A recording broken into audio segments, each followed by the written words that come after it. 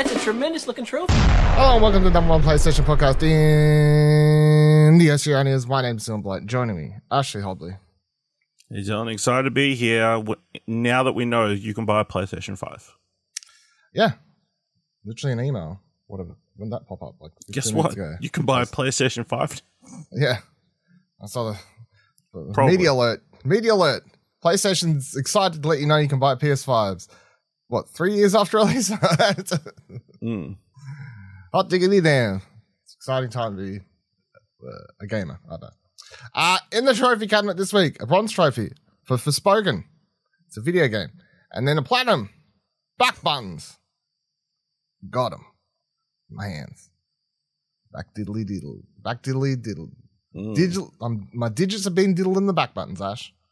My digits, my porcelain fingers have been diddling the digits. But first, Forspoken. PlayStation console exclusive.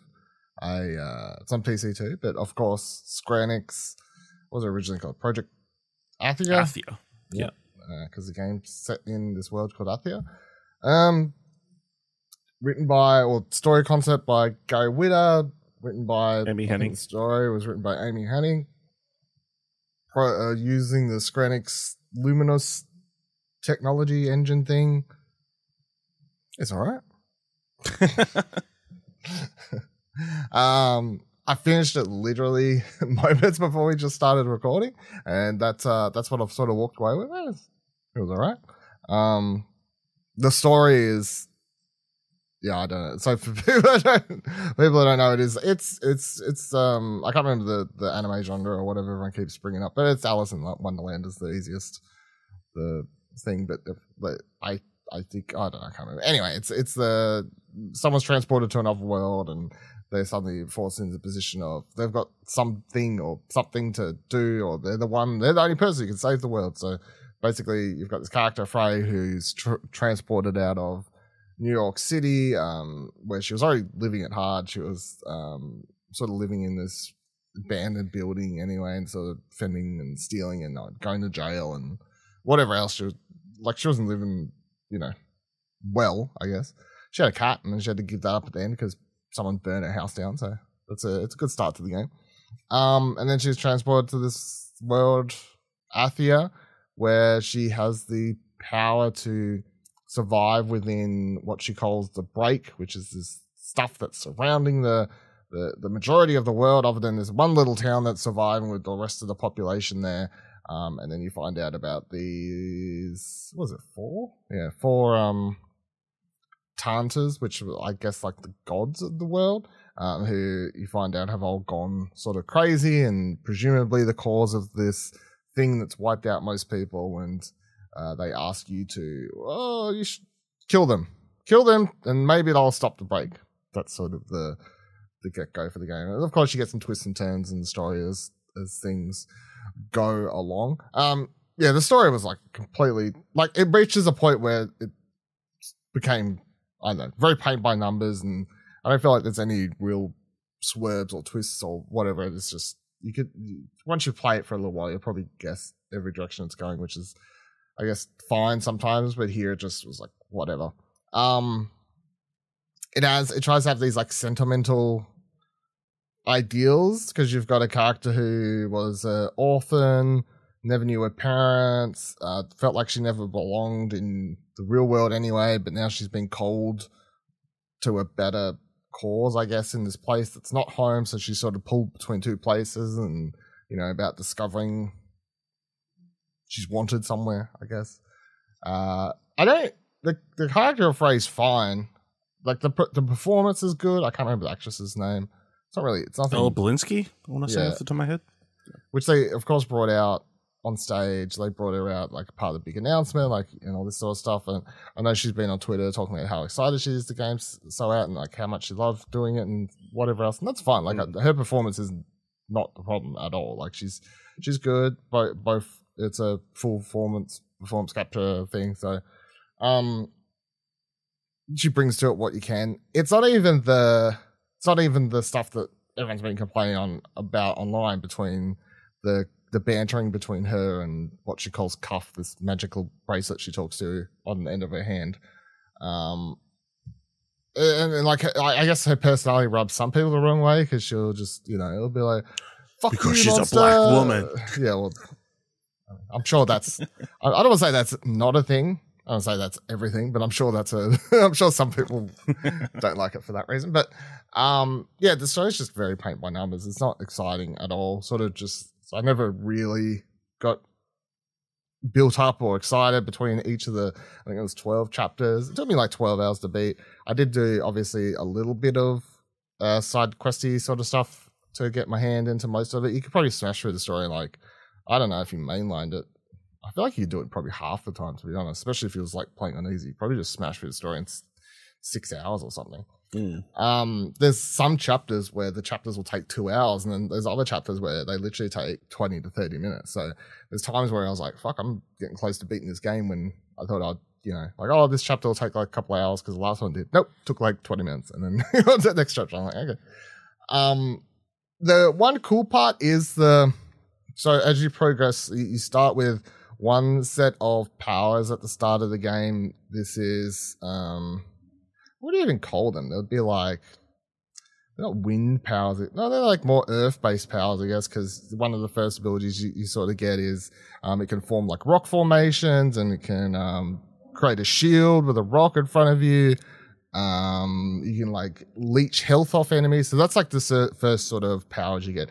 As you progress through the game, you do unlock more sets that you can flick and switch between. So like one's a really aggressive fire sort of based one, and you can also bring out like this magical sword and attack people with it. Another one's like a water based one. Another one's it's like an electricity based one about like zapping enemies, and then once you like inject enough like zaps into them, you do like a big damage attack. And each of these has 3 different styles of the offensive power, I guess, that you can switch between. So like her first power is something where it's like you tap, she'll shoot, and then like a big charge at the end. And if you hold down the button, it'll do like just a big like rock bowl at their face sort of thing. But then there's like 2 others where one's like a hold down the R2 button and you're rapid firing. Another one is hold it to create a shield in front and then release that to do damage. So each one sort of has like pick and choose the way you want to play with it. But once you get your head around it, the game can become quite fun. Combat wise, especially once you figure out which sort of abilities you like and enjoying the most. It's definitely a game though, I feel the combat will feel very bland and boring if you're not using it to its fullest potential. Like if you just go into every fight, and because of course enemies have different weaknesses to elemental attacks and all this sort of stuff, and technically you can just go through the game and never really use any of the magic powers. You could just stick to one. Maybe you're only ever pressing R2. You're never using your support magic because those all on cooldown. So when you're in the midst of playing this game, especially in the later ends of it, where you've unlocked everything, it's a thing of you're shooting, you're pressing 2 buttons to switch between like the earth powers to the fire powers. In the fire powers, I know I've got a support spell that will actually cause 2 fire minions to come alongside me and fight alongside me. So cast this giant fire crucible thing around me that increases the amount of damage I am. But then while that's all active, I can then switch to the water power. And none of that goes away because they're all just spells, and they cast my fire minions will keep fighting. And then while I cast my water spell, I do a couple of activate like a shield support thing, and then maybe I offensively fight by that. But then like I know that my cooldowns will probably be off my earth powers from before. So when you're playing it properly and you're like switching between everything, and it does feel like quite good to play. The game is hectic as fuck though, especially when there's a lot of enemies on screen. I started playing it in I was a Square Enix game. I'll play it in the prettiest settings at 30 frames per second. Like who really cares?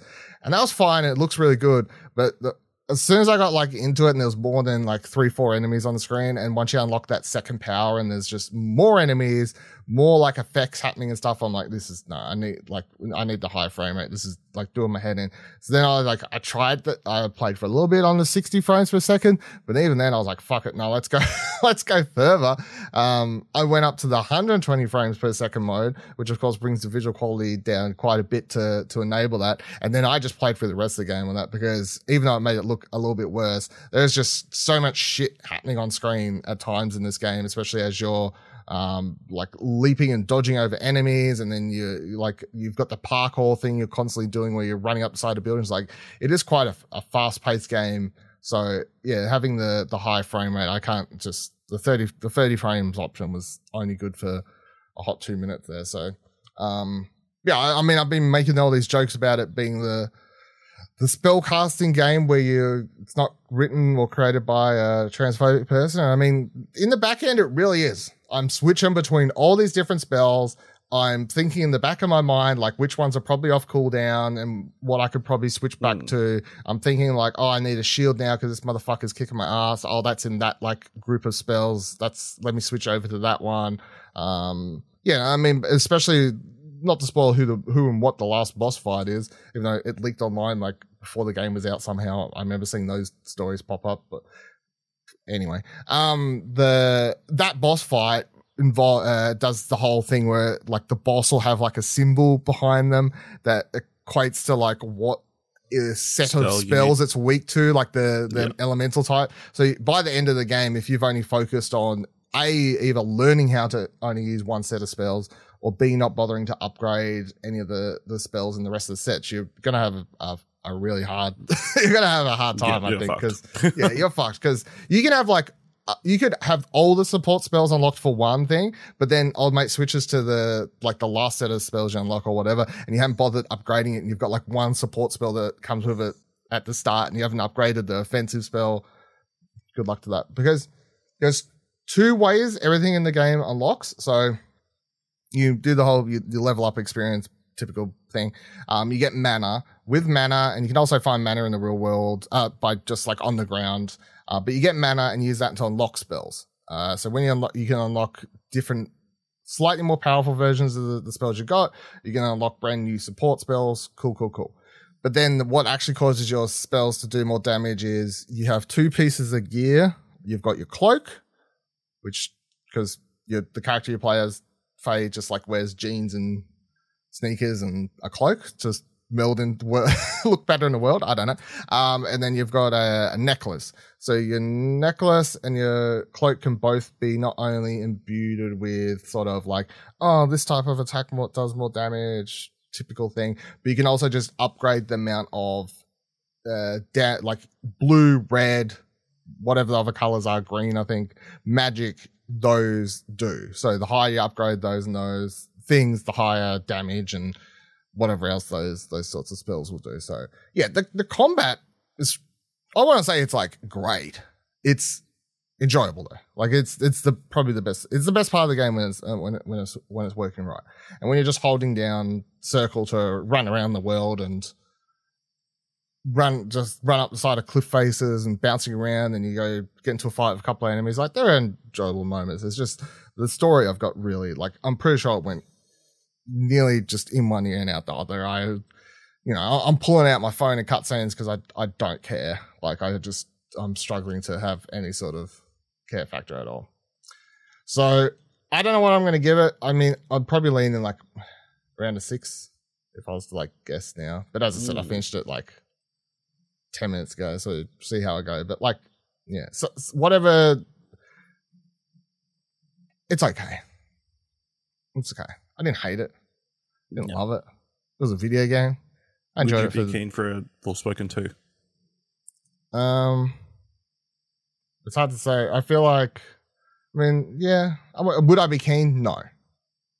Because that involves me being excited about the franchise. Excited, yeah. Would I be? Do I think they could do a Forspoken 2? Yeah, I could be interested. I feel like there's enough intrigue in the core concept, I guess, here to make something better. So I don't feel like it's a bad idea, especially if the game sells enough that they try and do a sequel that has a better story. but builds upon everything that's introduced in this game, the combat and everything. I don't feel like it could be it's possible it could be good. It's possible it could be good. It's possible it could be the same as this, just the same old story. So yeah, I feel like you're not going to bother picking this up at this stage, surely. After all the well, probably not until like maybe it's on sale or maybe if it drops on PlayStation Plus. Yeah, which it probably will eventually. It'll be on like extra or some shit in 6 months. Yeah. Wouldn't surprise me. So, the other thing I've been playing as teased, not a game, but how I've been playing the game. So how have I been playing Forspoken? How have I been enjoying the little bit of Dead Space I've been playing? How have I been playing Apex Legends the other night with Ash and Buddy? It's with the DualSense Edge, aka PlayStation does a Xbox Pro controller. It's exactly what I wanted. I have no complaints, really. I mean, it's it's sort of hard to like talk about because the straight away it's the question most people want to know, I guess, would just be, is it as good as the Xbox Pro controller? And the answer is no. It's not. It doesn't have as many features. It's missing these sorts of things, but it has the core things here that people, I feel, would be after. Its software, like how it integrates to the PlayStation, is a lot better than Xbox. However, Xbox, the Pro controller, they have, so on the back of this, they have the two back buttons, which is I love, absolutely. The Pro controller has 4. There's 2 sets. So straight away it's too many. Don't have that many fingers, right? I mean, I don't know if you want to count your fingers, but I've got enough digits to make that happen. So, well, the idea with 4 is so that you can map every single face button to the back of the controller, and they're all just there if you want to play that way. It's a controller, not piano. Yeah. Whatever rocks your butt. Boat. The Xbox Pro controller has a carry case, that is the DualSense Edge, but the Xbox controller has a little charging base thing inside of it, so you can either take that out of the case and charge it that way. DualSense Edge doesn't have that. It has a little hole like the Xbox One that you can put a cord through and charge the controller inside the case, but it's not as nice, it's not as flashy, it's not as versatile. So there's just all these little things. It doesn't have removable and changeable D-pad.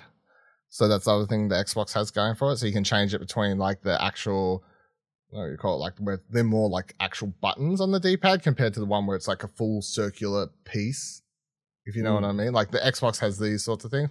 DualSense Edge doesn't have that. Now, none of these are things I particularly care about, but they're things that I mean, if you love a PlayStation controller, why do you need to change any of that, you know? Yeah, well, it's just, so for the D-pad stuff, that's changes for people who play like fighting games and stuff. Like this is really good. This is more going to give you that more tactile feeling compared to this other thing, which may be good for playing like a platformer, like a side-scrolling platformer, like these little sorts of changes. It does have a few things that the Xbox Pro controller doesn't have, though. The biggest one is being that the analog stick parts themselves are fully interchangeable. So not the tips, the thumb pieces, whatever you actually call those. The Pro controller can take those out, and you can do that in the DualSense Edge too, and you can change them. But this is the actual full mechanical part. So you can clip that out, and then you can buy replacements. So as expensive as this controller is, it's like $300 fucking something, I can't remember. Really expensive for a controller. It ideally could last forever, because the thing that most people's controllers have go wrong with them eventually is it starts getting stick drift, or one of the analog, like one, it's, like that's the common thing. But being able to replace that part means it sort of gets rid of the one thing that a lot of controllers have go wrong with it. So that is something that it does have over the Xbox controller. It's got all the sort of tactile things you'd expect off the Pro or a more expensive controller, be that sort of, that grippy texture around for your hands while you're holding it. It's got the R2 and L2 buttons have like this more tactile feeling to it. It's got this glossy black finish to the front of it. It's got this, it looks a little bit more premium. It feels more premium. It's a plus if you're going to spend that much money on stuff. But yeah, back to the software thing I mentioned before, and the reason I think it's sort of hard, like when they announced it and they just showed pictures and you're like, yeah, cool, I can get my head around that. How it integrates and works with the PS5, I think, is probably the coolest feature about it. So you can fuck around with just about everything. So for example, I made a Forspoken profile. So you can make, I think, infinite profiles and switch between them as much as you like. It's just you can only have 4 set to hotkey presses. And the hotkey presses are below the analog sticks. There's 2 buttons. Either one of those, if you hold it down, and then you can press any of the face buttons to switch to a named profile. So the 2 on mine at the moment is just, I have one on there for Apex, and then there's one on there, which I'll get to in a second. And then I had another one for Forspoken, because and then while you hold down that button, you can also then press any of the D-pad buttons to adjust your microphone and volume, which is really nice to have without having to press the PS button and like go into the settings and be able to quickly adjust your mix. So your do you want to hear more game audio or voice when you're playing multiplayer?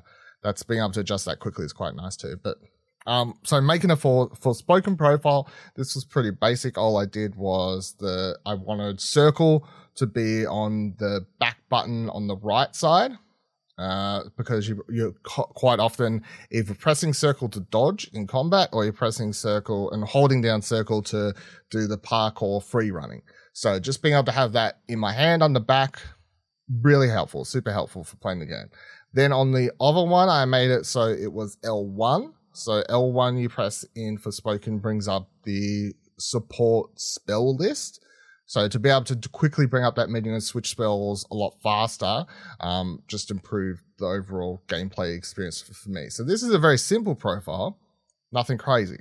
But then when I went over and I did one for the first person shooter sort of aspect of stuff, which is where you'll get some more of these features and stuff you'll mess around with on the controller. So you go play the Apex. I'm doing my typical thing that I did for the back button when we had the back button attachment on the PS4, which is I made the right back button circle, so for crouching and sliding and all that sort of stuff. So you can just constantly like tap, be sliding and dodging and whatever else. Really good. And then the other left side set to triangle, so I can quickly switch guns without having to take my hand off the trigger or put it away to run faster and then bring it out quickly. So that's really helpful. But then you can go into the features of the DualSense Edge controller on your PlayStation 5 console, and you can adjust how quickly the left analog stick or the right analog sticks sort of snap to places. Like you can speed up. I guess it's like looking at your mouse sensitivity, I guess would be the easiest way sort of to compare this to. They have a bunch of presets in there. So they have one literally for quick play first person shooter sort of stuff. They have other stuff for racing. They have the ability for you to customize yourself if you want to do that. But so I changed it so my right analog stick is a lot snappier. My left one I just changed slightly, but not too much. But then my right analog stick is just moving a lot faster. So when I want to aim at enemies and stuff like that, it's moving at a faster pace and snapping to where I want it to be, then a lot faster than the normal speed. So this is a really cool feature and stuff you would only normally see on PC. But then back to the DualSense itself again, you've got the pressure points or whatever they're called. I've already forgot what they're actually called. But you've got the 3 levels of how far you have to press down R2 or L2 before the controller does what it's going to do. So when you're playing a first-person shooter, put this shit on the lowest level, and you're only going to have to tap that R2 button to shoot. It's going to take away maybe only a 0.5 of a millisecond, but sometimes that's all you need instead. Now, if you turn this feature on, it does remove any of the DualSense capabilities. So if a game's got a built-in thing where the shotgun does that whole like feel where you press it slightly and then it's got like a rule like you have to press it quite a bit to work, or any of the feedback or anything, this is going to turn that off the second you adjust any of this, which I think makes sense. That's totally fine, but just something worth remembering, I guess. So that's all cool. And I played for the first little bit, I played with, they give you two different types of back button. So I give you ones that are like these paddles, which is very similar to what the Xbox has, and then not quite, but like more in line with what the back button had anyway. And then eventually I switched to what are these like smaller, just half circle pieces. They're more, they require you to, I guess, press them more properly, like you can't accidentally bump them, whereas the back buttons, because they're paddles, you can, and I did many times, accidentally bump any of those. They're very easy to press, which I guess depends on what sort of game you're playing maybe and stuff. But once I switched to the half circles, I was like, these are a lot better. They sort of just like sit in your hand nicer, knowing I can control and press it. Not like they're hard to press, but it just sort of made it easy to control. So, and that's probably where I'm going to leave it now for the setup. I don't think I'd switch back to the paddle. I can't think of anything where I'd want it to be easier to tap. I just enjoy this whole setup a bit more. But it's a case of who's the market for the DualSense Edge? It very much the hardcore PlayStation gamer. In particular, I think anyone who's playing multiplayer shooters is going to get the most out of this thing.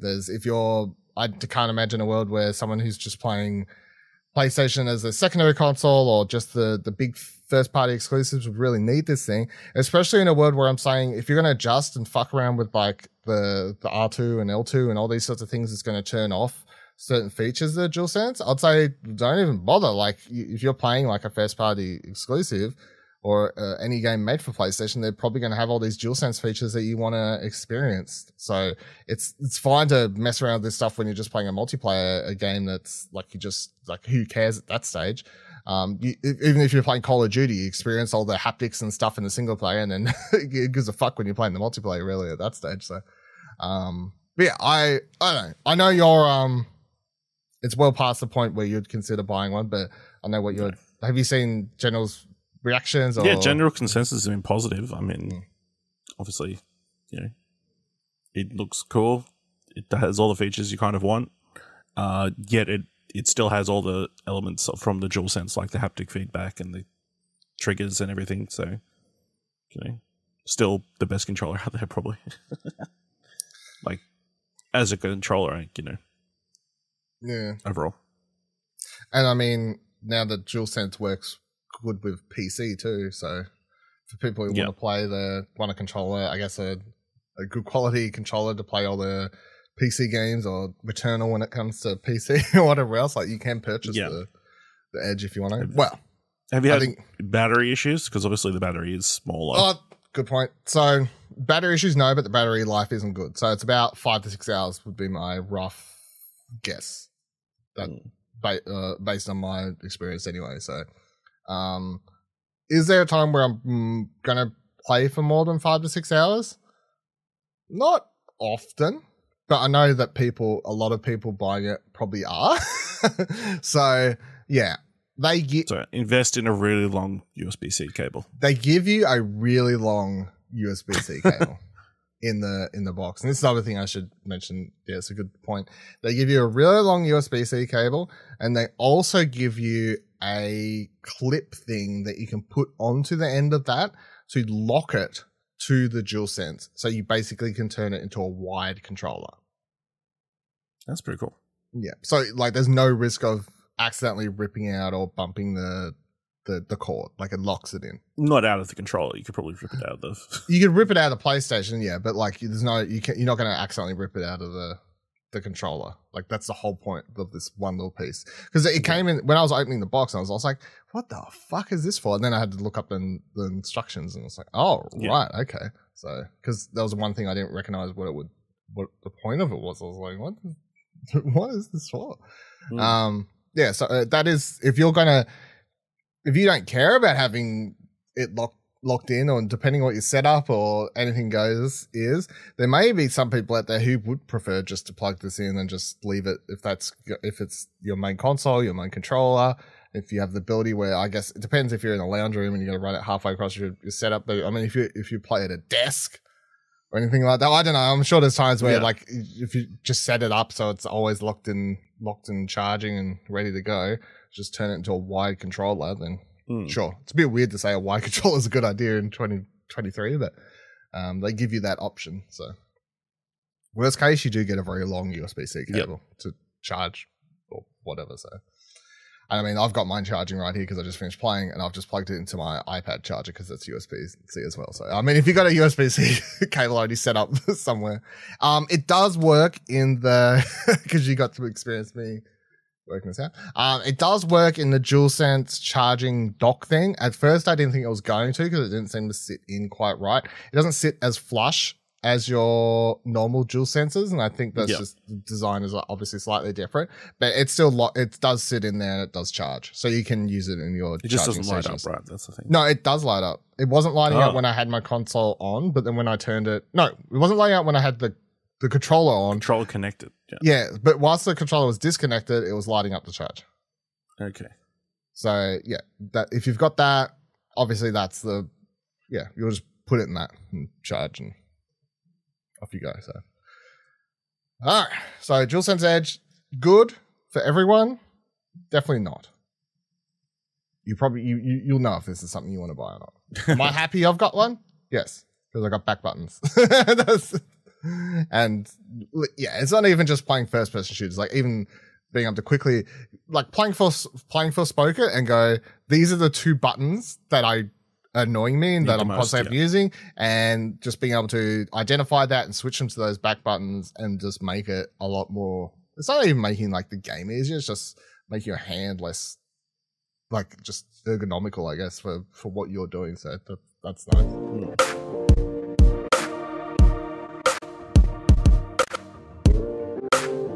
All right, there's not that much PlayStation news to talk about this week, but let's just jump into a couple of stories. I wasn't going to talk about this because I fucking sort of get annoyed at talking about all the leaks and whatever else, but I haven't watched or looked at any of this, but just read the story. Press Start had the story up saying a heap of leaked Horizon multiplayer alpha footage has appeared online.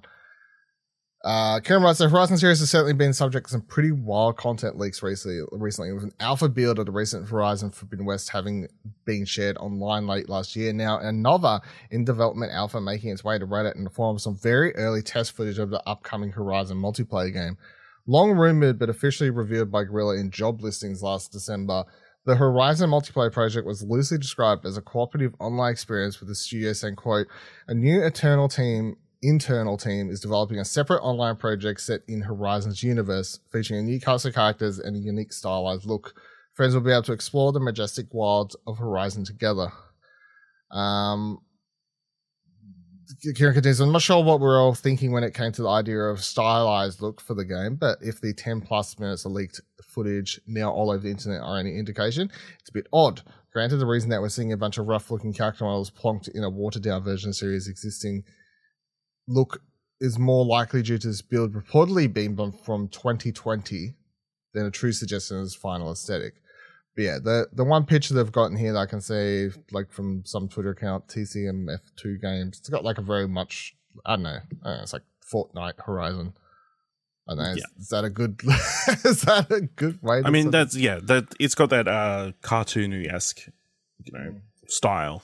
And looking at like some of the links to, I think, well, the Reddit video has been taken down, but if you head over to Reset Era, they've got like a character select kind of bunch of characters, and they're all very, again, cartoony looking.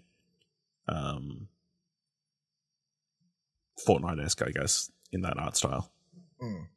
Yeah, so I haven't watched it. I don't really care. I don't really want to be honest, but I know. Yeah, I mean, it's like 3 years old at this point, so. Yeah, so I just can't. But what do you think of it? Like, I know, like, Kieran right here officially confirmed. I would say, not really. Like, it's job listings. It can still be cancelled.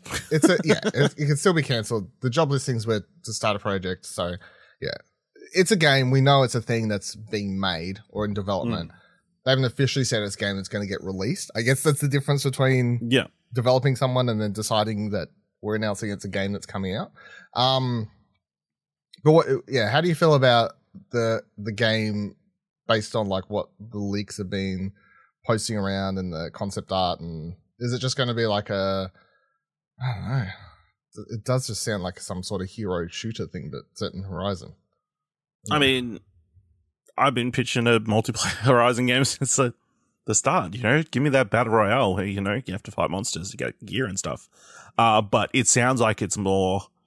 My guess would be leaning more in the range of like a Monster Hunter-esque game. In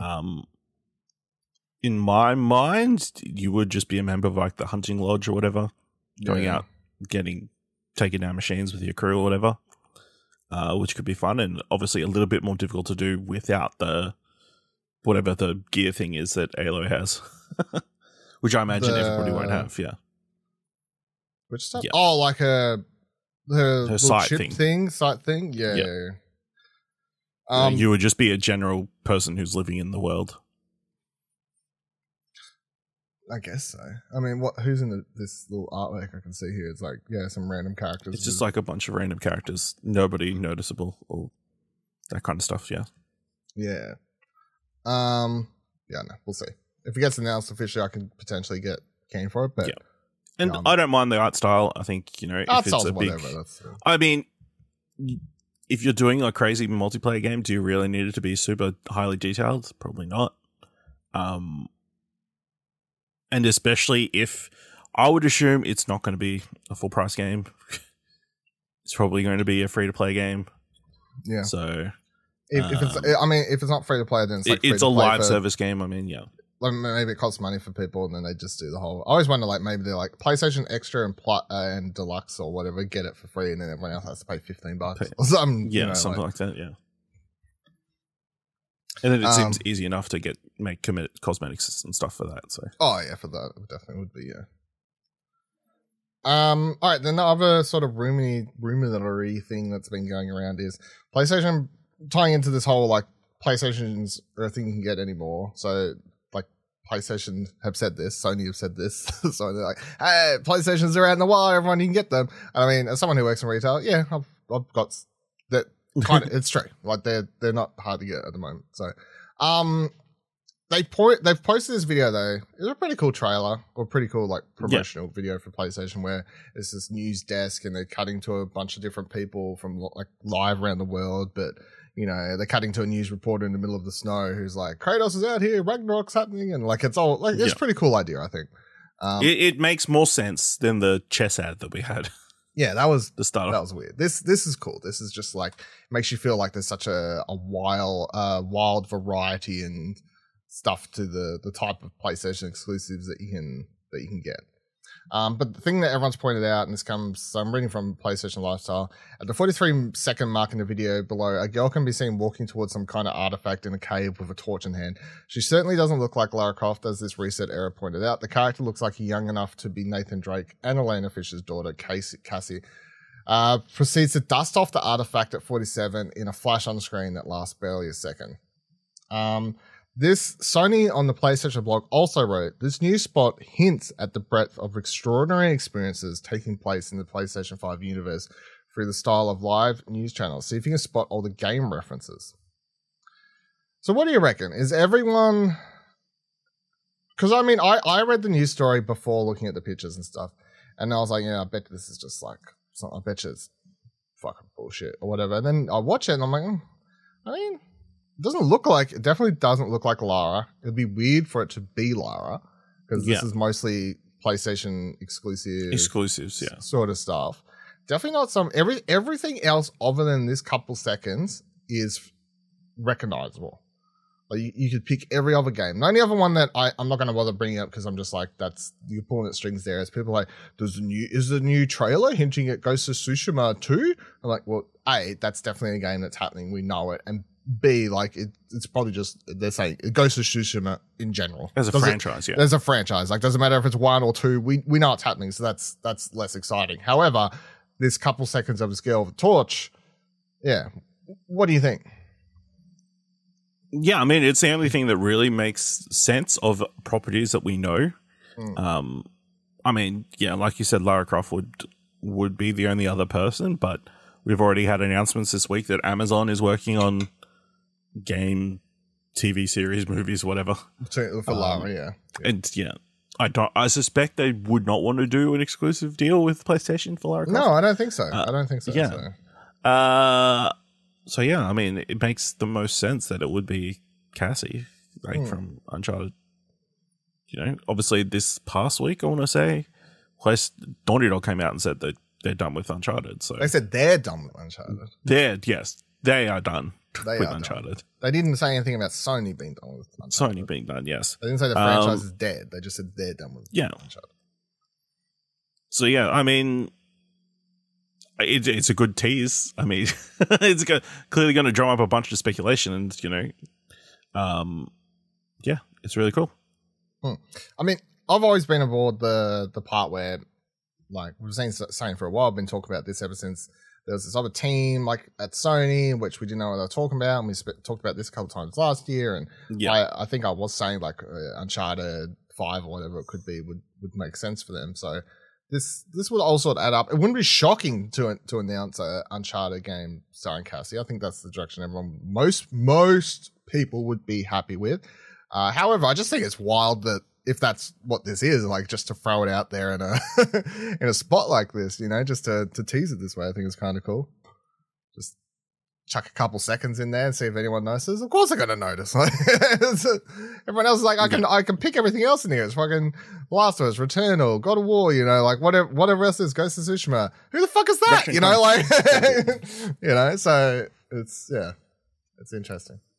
Yeah. Also, interesting news out of this teaser, I think. They also have the Spider-Man bit where they've confirmed Spider-Man coming somewhere. Spider-Man 2 sometime in the September to November range. The internet went crazy because, you know, obviously it says fall 2023 and like most of the major ones, but they did an Australian spot where it says spring 2023 and, you know.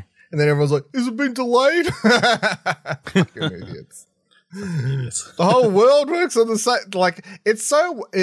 Whenever this stuff happens, I'm just like, it's so wild to me that, like, growing up here, you were taught very early, I swear, you know, like Northern Hemisphere, Southern Hemisphere, you know, like our winter, their summer. Like, I remember being told when I was a kid, Dad boiled it down simply of like, oh yeah, you know, when we're hot down here, they're cold up there, sort of like, which isn't exactly, but that's. Like, it's pretty close. It's easy way to explain it. So it is wild to me that there's people like growing up in America just thinking the whole world's it's just the exact same. Like it's just it's insane though. All right, another news story talking about Uncharted. No, Naughty Dog. Yep, old same. Naughty Dog. Press Start writes, Last of Us multiplayer game will feature a new story and could be a 2-player co-op experience. Karen again writes, The Last of Us creator Neil Druckman has spoken to BuzzFeed in an enormous interview of the recent HBO television adaptation of the games, as well as the future of the franchise, including some insight into the upcoming multiplayer game. The whole thing is well worth a reading, goes into a lot of detail about the creative choices that went into the TV show, but when quizzed about the video game side of things and the potential for The Last of Us Part 3, Druckman was adamant that the multiplayer title is the next big The Last of Us game, and even offered a tiny morsel of clarity around what we can expect from it. It sounds as though this next title will be less factions, sorry buddy, and more of a somewhat story-driven cooperative experience with new characters in a new city. Interesting. Druckman's words seem to indicate that this might even be a strictly 2-player game, which would be very much in line with what we've seen from the concept revealed so far. And they've got the picture here. It has 2 people, you know, on a balcony. That's what they showed at the. Yeah. What was that? Where was that from? Summer Games Fest. Summer Game Fest. Remember when Last of Us Part 1 got leaked? Yeah, when The Last of Us for PlayStation. Yeah. Quote from Druckman here: We've been pretty open that the next Last of Us game is going to be this multiplayer experience. We will be able to enter the world of The Last of Us with your friend and get to experience the tension and brutality of that world. And a brand new story and cast of characters that live in another city that we haven't seen yet in the world of The Last of Us. This is going to be the next chapter in The Last of Us. Druckman also explained that despite plenty of requests, The Last of Us Part 3 will only happen if the team feels a compelling story can be told. And if not, it's more than willing to step away from a series in much the same way as it did with Uncharted. Quote, beyond that, I know there's a bunch of people wondering about The Last of Us Part 3 and whether that will be a thing or not. All I could say is that at Naughty Dog, we're very, very privileged that our publisher is Sony, which means Sony funds our games, supports us, and we're owned by Sony. They've supported us every step of the way. Every step of the way to follow our passions, meaning that just because something is successful, people think there's all this pressure and we have to make a sequel. That's not the case. For us, Uncharted was insanely successful. Uncharted 4 was one of our best-selling games. We're able to put that our final brushstroke on that story and say we're done. We're moving on. What do you think of all his quotes about the multiplayer and potential Last of Us Part 3? I mean, I mean, it kind of makes sense. It also very much explains why this is a completely separate entity. I mean, if it has its own story and own narrative to it, that would explain why they've taken so long. Then they didn't just, chuck a multiplayer mode into Last of Us Part 2. Yeah. The thing, my takeaway from this is maybe this is not going to be a free to play game. Maybe this is going to be a full price game. If there's like this whole single player story, why would they give that all away for free? You know what I mean? No. I fully expected it to be the full factions mode that will keep Buddy happy. Because that's what I think, if you're having this multiplayer element to it, why wouldn't you have that part of it as well? And also, everybody's been demanding it the past 3 years, so I think it would be a mistake not to give people what they want.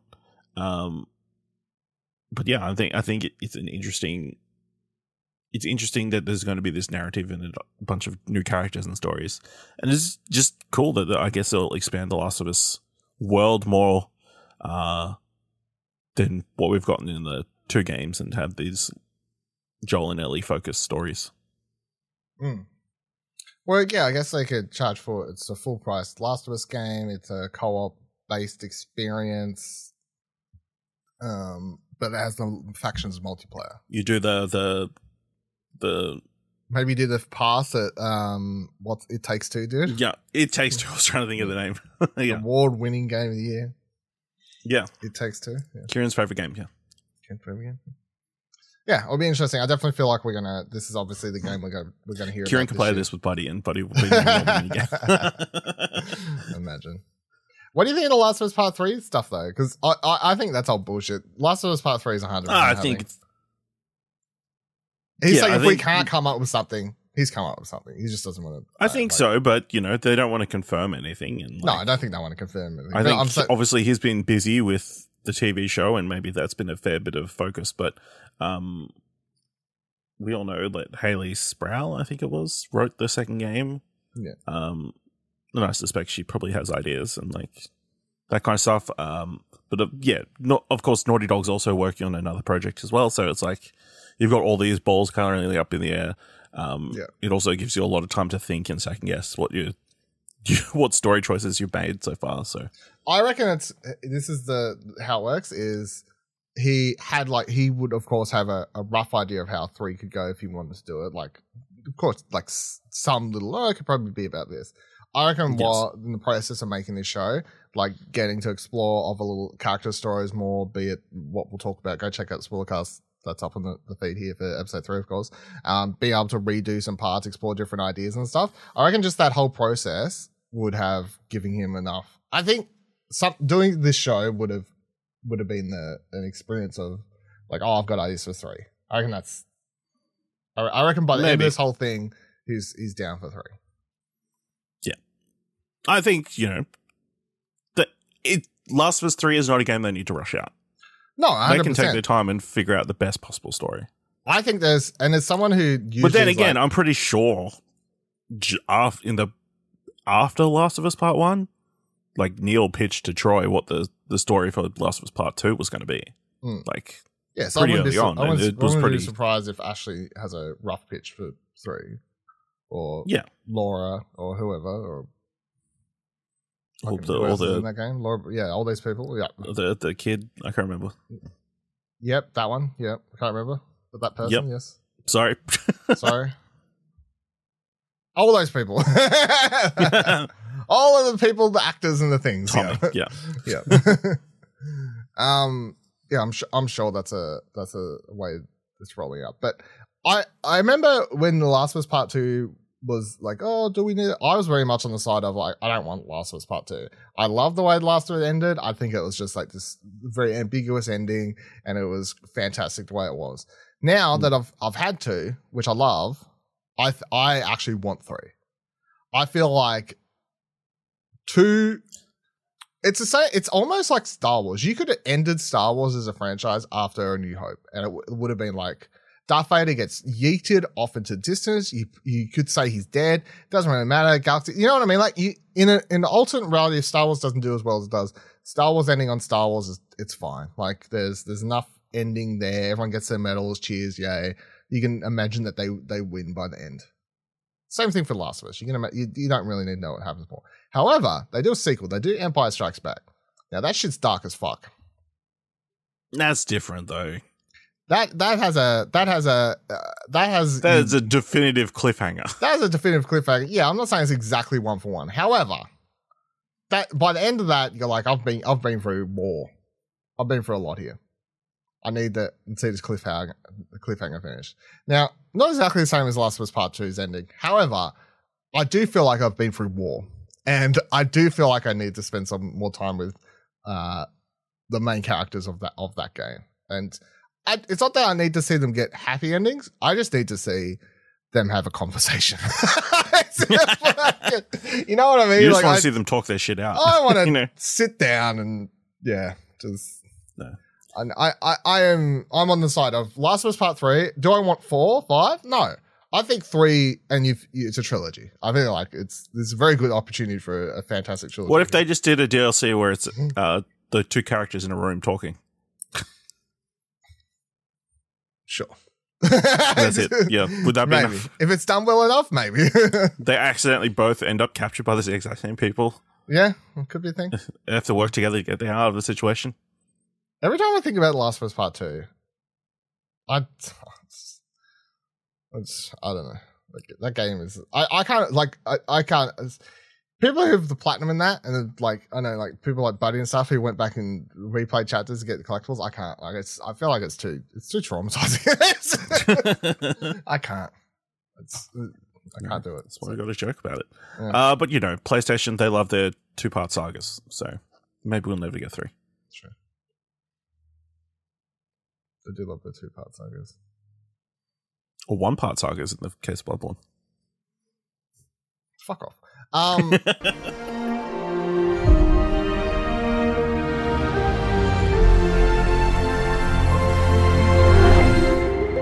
Bouncing off that, let's go to Last of Us TV show season 2 officially confirmed. When do you think we're getting this? How do you think they're going to roll this around? Because I don't know. The messaging around it is they're jumping straight into part 2. Yep. So they said Last of Us season 2 is The Last of Us Part 2. Now, have they said we're doing all of Last of Us Part 2 into one season? No, but they 100% season 2 is Part 2. There is a huge time gap between Part 1 and Part 2. Well, not huge, but there's a time. There's like 5 years. There's a significant time difference for the characters to grow up and stuff. I also don't feel like the general public's ready for that.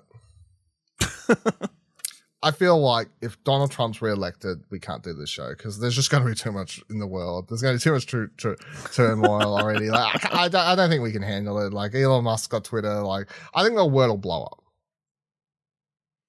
I think they need to calm down.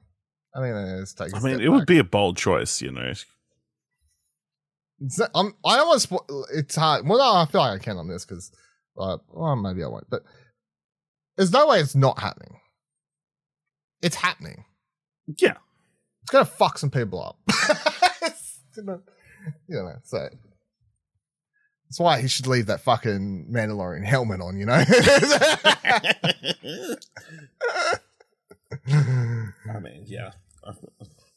There's a lot of potential jokes out there, but Yeah, I'd prefer them not to, you know? Or, you know, obviously it's not going to come out until earliest 2025. Even then, I think it's a stretch. It may be 3-4 years before we actually get season 2. Oh, it's going to be a while. So by that point... I was reading an interview for the latest episode of season 1. And they were saying something that the director's saying he was in pre-production for this episode in 2020. We're watching in 2020. Yeah, well, there was an event that happened in 2020 that may have slowed everything down. Yeah. But it's just crazy to think that far. Yeah, I don't think there's any rush to put it out. So, I mean, it would be easy. Because I think the main concern for us as viewers is Bella Ramsey looking old enough. Yeah, I mean, it's not. Yeah. She's a kid. You age fast. Like, just a couple of years. I mean, she's already like 19. I want to say. I don't know off the top of my head. Is she really? Well, she must be like. She's not the she's playing 14-year-old girl that she's playing in the game show. Yeah, she's 19. Holy shit! All right, well, I mean, considering they filmed the show years ago, I reckon by the time they start filming the next one, I think she probably is fine. It doesn't really. Yeah.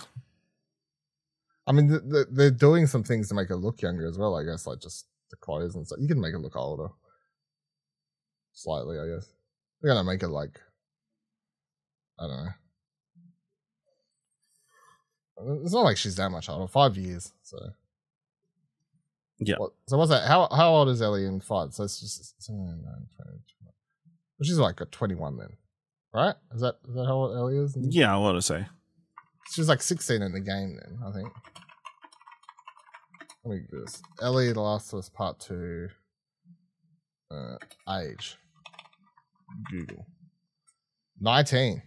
Okay, fuck. I thought she was 16 in Part 1, but she's 14. And then she's 19 in Part 2. So, yeah, Bella Ramsey is literally the age of Ellie. So, yeah. There you go. Fun facts. Interesting. Fun facts. Yeah. But she looks like a... She pulls off a solid 14-year-old. Yeah. Yeah. I mean, but a certain amount of that is like acting more mature and that kind of stuff. So, yeah, I mean, the other thing is, what if they do a part 3? It's like, if we rush the show, then we will do the part 3. Well, this is what I was saying about them, like, they're going to run out of material and then they're going to be fucking George R.R. Martin and where Neil Druckman's like, well, this is what I'm planning to in part 3, but a video game takes 5 years. But then you completely change it because everybody hates it. Yeah. Yeah. So if that's what happens, I'm going to hate everything. Just that what happens in everything, you know. But yeah, I mean, it's going to be nuts if they plan to tackle part 2 in season 2. On the back of this season, which has obviously been incredibly well received, incredibly high viewer numbers. It'll be incredibly polarizing, and I will be looking forward to watching. Can you imagine how they open the show? I don't, because I feel like they could start it. They could take it like hundreds of different directions. They could definitely tease out. I just don't know how they would do like, I've seen people writing stories and be like, it could be like a part 1 and dual part 2 or dual storylines, and it's just you make it more like The Godfather and have it more intertwined than the actual game had it.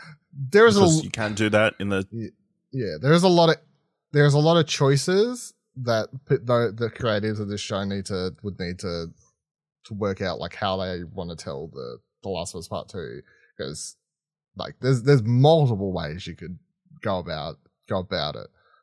You can do the dual narrative thing, or you could go for you could do it the same as the game if you want, but that would be wild. Like that would turn more people off, I feel. But yeah, I mean, potentially you could stretch it out to 2 seasons and like. I feel like you could. The season finale, you just jump to the other story. Yeah, there is so much more story in Last of Us Part 2, and like to the point that I like reviewing the game, it almost felt like you were playing 2 games. So to say that you could easily get like 2 seasons of content out of Last of Us Part 2, I don't feel like that's a stretch at all, you know. So we shall see. All right, that'll do it for this week's episode of Platinum Explosion. Of course, if you want to hear us talk about The Last of Us spoilers, spoiler cast for episode 3 will be up by the time this is this. Let us know any comments, questions, concerns you've had about anything else we've been talking about, though. Join us on Twitters, explosionnetwork.com/Twitter. Join our Discord, explosionnetwork.com/Discord. And if you liked the episode and thought it was worth $1, head on over to our Ko-fi page, explosionnetwork.com/support takes you there. Buy us a coffee. And until next week, remember, every trophy counts.